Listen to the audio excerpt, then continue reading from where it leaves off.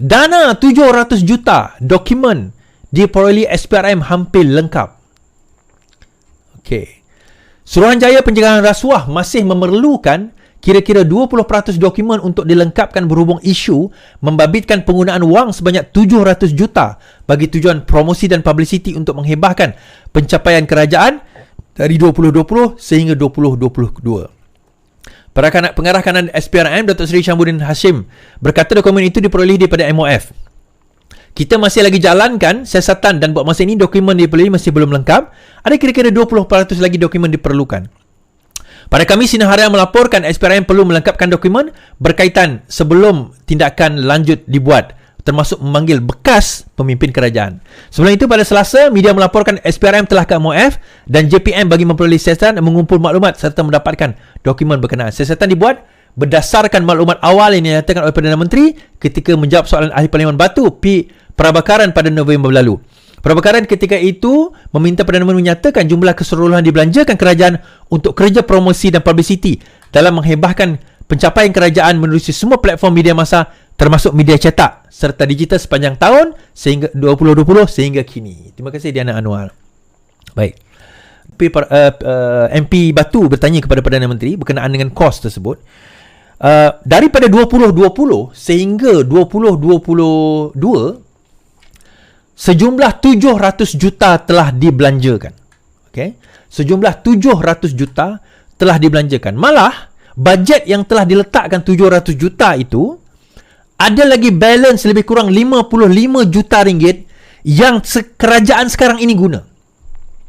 Itu dalam bajet, so ada balance. So kalau tuan-tuan tengok billboard madani ke apa yang berkenaan dengan kerajaan sekarang ini, itu semua sebenarnya bukan bajet baru. Itu bajet lebihan daripada 700 juta. Itu ada lebih. So untuk tahun 2023, kerajaan guna bajet itu yang lebih, bukan bajet baru tuan-tuan. So ada orang persoalkan ni apa madani ni berapa pula nak belanja ni? Tak ada. Sebenarnya bajet itu datang daripada 700 juta. Siapa yang cakap?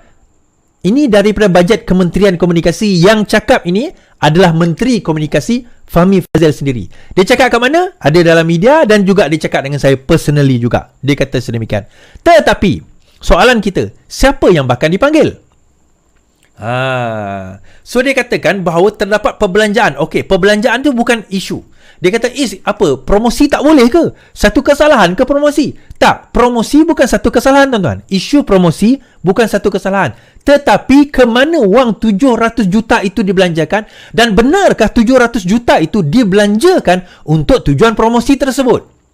Itu yang dipersoalkan. Dia macam ni.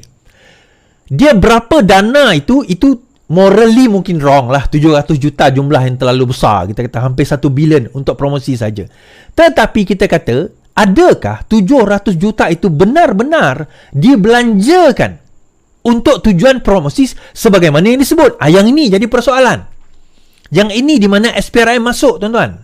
Ni saya nak cerita, siapakah dua menteri komunikasi sewaktu zaman Perikatan Nasional? Mari kita tengok siapa yang.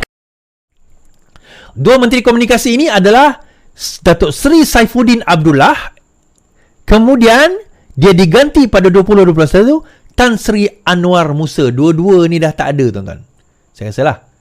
Saifuddin masih Saifuddin Abdullah, Tan Sri Anwar Musa. Dua-dua ni daripada 2020 sehingga 2022 kos perbelanjaan mempromosi saja. Ini cerita promosi ni.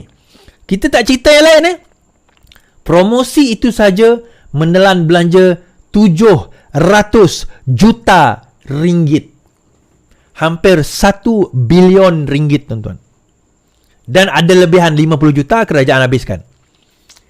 So, dua pegawai ataupun dua bekas menteri ini dan juga pegawai-pegawai dia berkemungkinan akan dipanggil. Datuk Seri Saifuddin Abdullah adalah bekas ahli Parti Keadilan Rakyat yang menang tetapi khianat dan lompat bersama dengan Azmin menyertai kerajaan pengkhianat dan dilantik menjadi menteri komunikasi lah. Sementara itu Anwar Musa pula adalah bekas ahli PAS. Dia pada masa itu dilantik itu dia ahli PAS. Kemudian disebabkan oleh kejadian itu dan ini ahli PAS, ahli UMNO. Silap.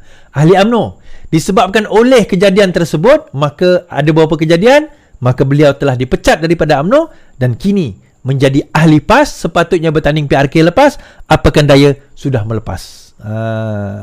So dua ini adalah nama yang berkemungkinan akan dipanggil untuk siasatan. Dan kalau sangkut tuan-tuan, 700 juta ringgit. Baik, saya nak ulas kenyataan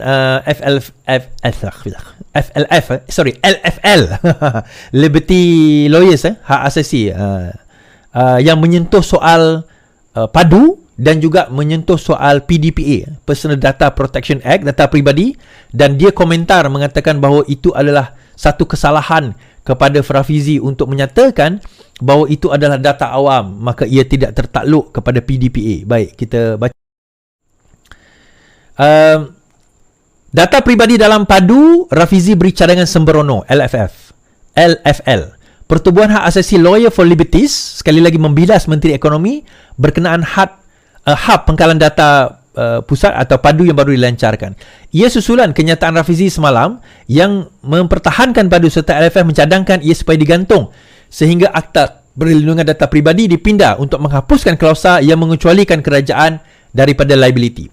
Semalam, Rafizi menegaskan setiap agensi kerajaan dilindungi oleh peraturan sendiri berkenaan data bukan PDPA. Hari ini, LFS Zaid Malik berkata jawapan tersebut sebagai tidak bertanggungjawab dan jahil.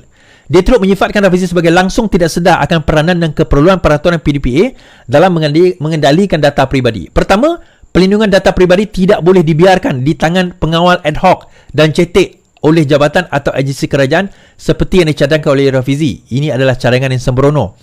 Pengawalan seumpama itu, walaupun ia wujud, tidak memberikan perlindungan yang menyeluruh dan berkesan seperti yang disediakan PDPA. PDPA melindungi data berdasarkan prinsip yang dirangka secara cermat, termasuk prinsip pendedahan keselamatan, pengekalan dan integriti data, katanya.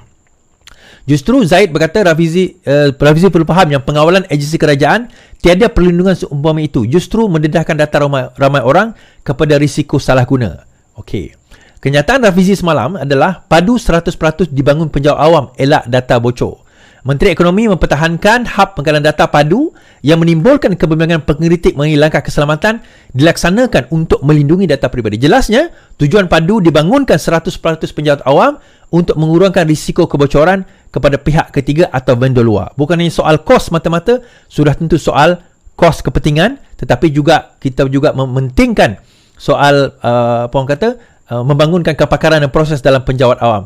Kerana model sebelum ini melantik vendor atau syarikat swasta membangunkan aplikasi-aplikasi kerajaan adalah tidak sesuai, katanya. Rafizi kata pembangunan dalaman oleh penjawat awam membolehkan padu bertindak segera ke atas malum balas terhadap orang ramai mengenai sistem itu. Okey, now komen mengenai PDPA. Kalau tuan-tuan search Google, YouTube, tuan-tuan akan jumpa satu talk saya tentang PDPA di hadapan medical practitioner tahun 2010-2011. Saya pernah buat satu talk talk law legal lah pasal PDA, Personal Data Protection Act 2010. Pada masa itu dia baru dilaksanakan tapi rasanya belum diimplementkan. Tapi lepas tu dah diimplementkan. Now, apa yang dinyatakan oleh Rafizi mengenai perkara ini? LFL, Lawyers for Liberties, mengatakan bahawa apa yang padu buat itu adalah menyalahi undang-undang. Kenapa dikatakan menyalahi undang-undang? Kerana itu telah melanggar Personal Data Protection Act 2010. Kerana sekarang ini kerajaan mengambil data dan data tersebut dikumpulkan, therefore tanpa konsen daripada pengguna, therefore itu adalah satu kesalahan. Sebenarnya kalau nak elakkan kesalahan tersebut, ada satu consent form je. Saya membenarkan data saya diambil dan sebagainya. Okey. Tapi menurut Rafizi, LFL ini telah terkeliru di antara public data dan juga personal data serta public bodies dan juga private entities. Untuk makluman tuan-tuan dan puan-puan, PDPA itu diwujudkan untuk melindungi rakyat Malaysia daripada private entities. Kerana kalau untuk public usage, contoh seperti IC, surat beranak, nombor telefon tuan-tuan dan sebagainya, data-data yang kita pergi ke jabatan-jabatan kerajaan atau kementerian-kementerian tersebut, data-data itu memang terlindung di bawah akta. Bermakna kerajaan ada hak mengambil berdasarkan akta. Tetapi bagi individu-individu, contoh macam Grab, TikTok, Meta dan sebagainya, YouTube, yang nak mengambil data kita, kita tak boleh adakan akta setiap company ni. Kita tak boleh buat akta khas untuk Grab, khas akta untuk Shopee dan sebagainya, tak boleh. So bagaimana cara kerajaan mengawal? So dibuat satu generic law, dipanggil Personal Data Protection Act, data perlindungan peribadi pada tahun 2010. Now, data perlindungan peribadi ini bertujuan untuk melindungi individu seperti kita, tuan-tuan dan puan-puan dan saya, daripada private entities yang mengambil data kita. Kerana apa? Dia ada limit. Sebelum 2010 tak ada.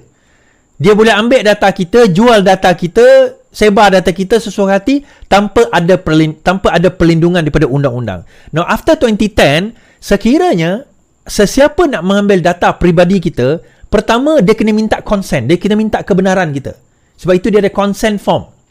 Kedua, kalau mereka sudah mendapat maklumat kita, mereka tidak boleh menjual atau menyebarkan maklumat tersebut kepada orang lain tanpa kebenaran kita.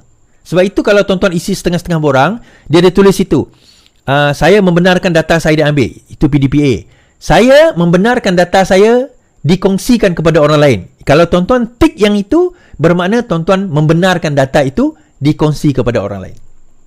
Kalau tak tik, bermakna tuan-tuan dan puan-puan terlindung di bawah PDPA. Now, argument daripada LFL dia kata, tak, benda itu tak valid, dia kata. Sebab apa? Kita kena tunggu pindaan daripada PDPA 2010.